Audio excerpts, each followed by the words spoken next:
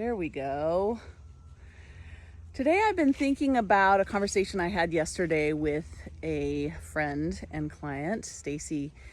and we were talking about the work that comes up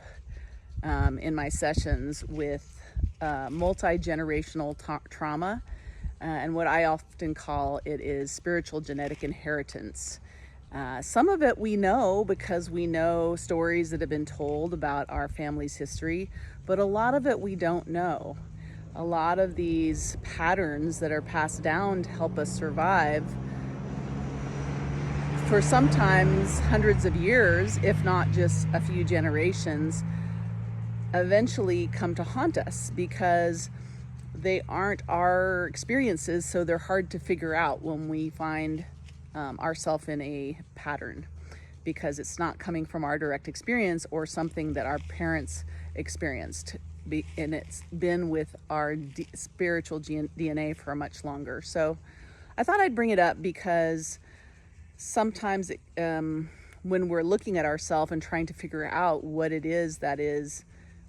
like limiting us in a certain area of our life, whether it's limiting us in prosperity or limiting us in love or limiting us in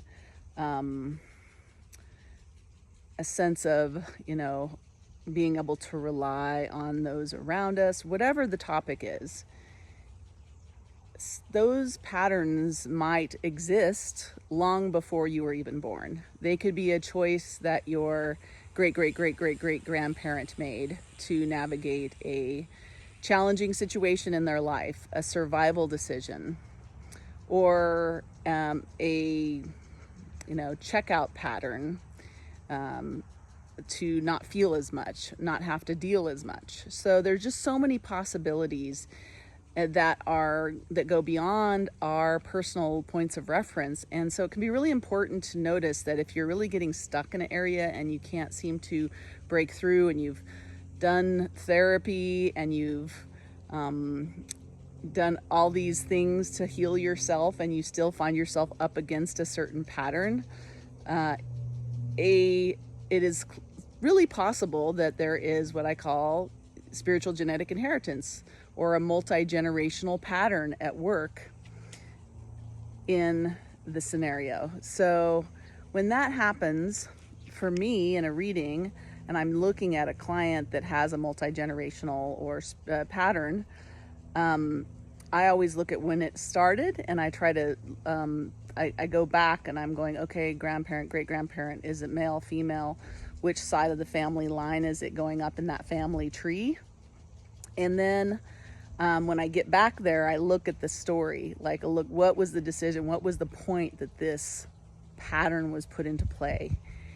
And understanding the circumstance or the situation of that ancestor and why they made that choice is a key piece in what forgiving them, and also following the pattern back forward to you to understand how it's evolved and affecting your life, so that you can clear it. So that, my experience is that when we clear a multi-generational pattern,